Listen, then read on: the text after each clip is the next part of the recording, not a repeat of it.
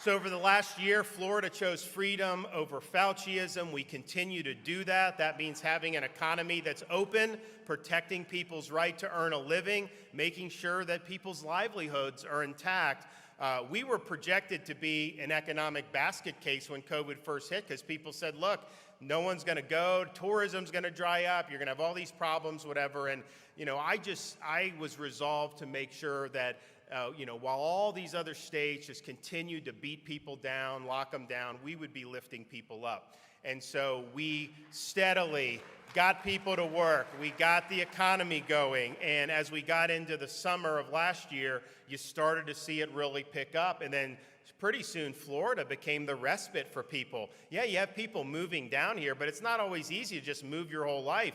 But if people needed to escape lockdowns, they came and stayed in Florida for 2 or 3 weeks, and that just became the norm, and I'd run into people all the time doing that. So the result was our unemployment rate throughout the balance of the pandemic was significantly less than the national average, and almost half of what it was in some of the big-time lockdown states like California and New York and some of those. And that means huge for these families and for their livelihoods, and yes, for their health as well, because people are destitute, they lose their job, their health sinks too. So it's not just dollars and cents, it's about physical, mental health, and it's about the pursuit of happiness. So we're glad just this last month we added 70,000 additional private sector jobs, partially because we removed the additional unemployment payment and incentivized people to get back to work.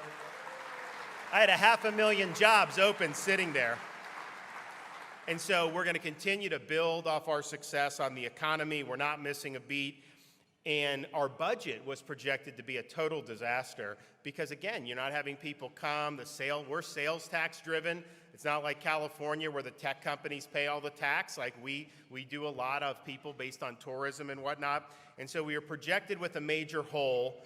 I vetoed $1 billion out of the budget, which was the most vetoes in the history of Florida to do that.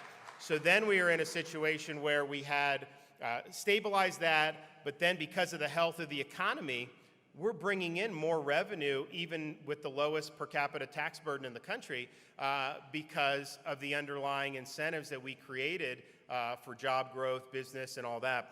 And so we got to the point where during the most recent legislative session, before the legislature did the budget, they did the estimate for the rest of the fiscal year, April, May, June, which is the rest of our fiscal year.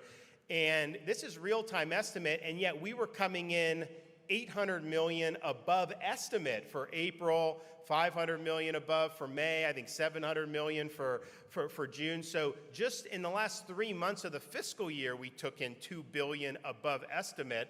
And we have the healthiest reserves that we've ever had as a state. And throughout the entire COVID pandemic, I never touched one penny from the state's rainy day fund. And in fact, we've been able to add to the rainy day fund. So we're well positioned going forward.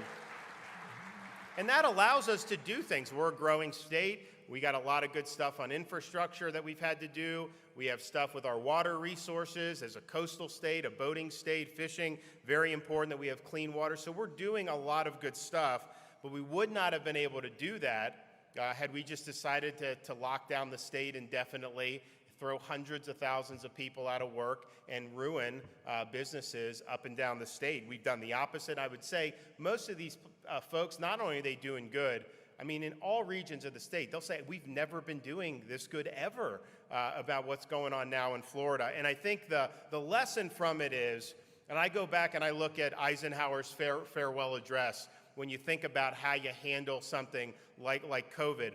Eisenhower, many remember because he pointed out the military-industrial complex. He's very smart about that. I mean, he was pretty much right on the money. But he also, in that speech, talked about the rise of scientific research intermingled with government funding and government institutions. And he recognized that as a danger. And I think, just as an aside, that's a big problem now because when Fauci makes these pronouncements, people don't want to contradict him, even if he's wrong, because they fear that they won't get funding in the future.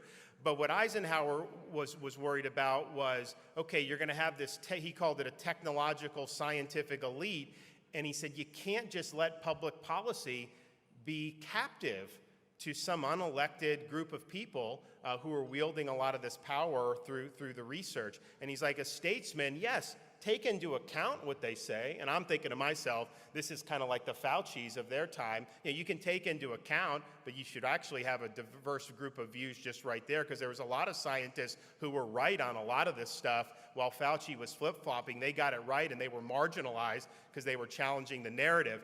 But Eisenhower said, you got to look at all these other factors, and the job of the statesman is to harmonize that, and you can't just let one group of people hijack policy to the exclusion of every other consideration in society. And I think some of those states did that. They made this bizarre pursuit of having COVID disappear, which was never in the cards, was not going to happen, their goal, and they left a lot of destruction in their wake. And so I think you need to see the big picture. I think Eisenhower was right, and that's what we did in Florida, and that's what we're going to continue to do in Florida in the battles ahead. And so I thank you all for your involvement. I thank you for fighting on behalf of freedom. There's a lot of work to be done to defend federalism. We've tangled with the Biden administration on a number of occasions. We beat them in court on the CDC shutting down the cruise lines and forcing vaccine passports.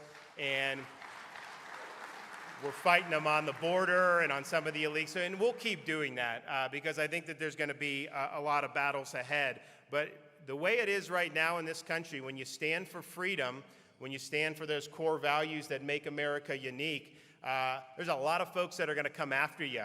Corporate media will come after you and smear you. Big tech will likely try to censor you or deplatform, and I don't even need to talk about the bureaucracy and what's going on in Washington right now. So it requires people to have courage. When you're in this arena, understand when you're fighting, you got to be able to take a punch and stand strong. But when you do that, when you stand up for the people that sent you in your offices, and they see you fighting, and they see you fighting against the grain, man, they will be there for you thick and thin. They will walk over broken glass barefoot to be able to support you.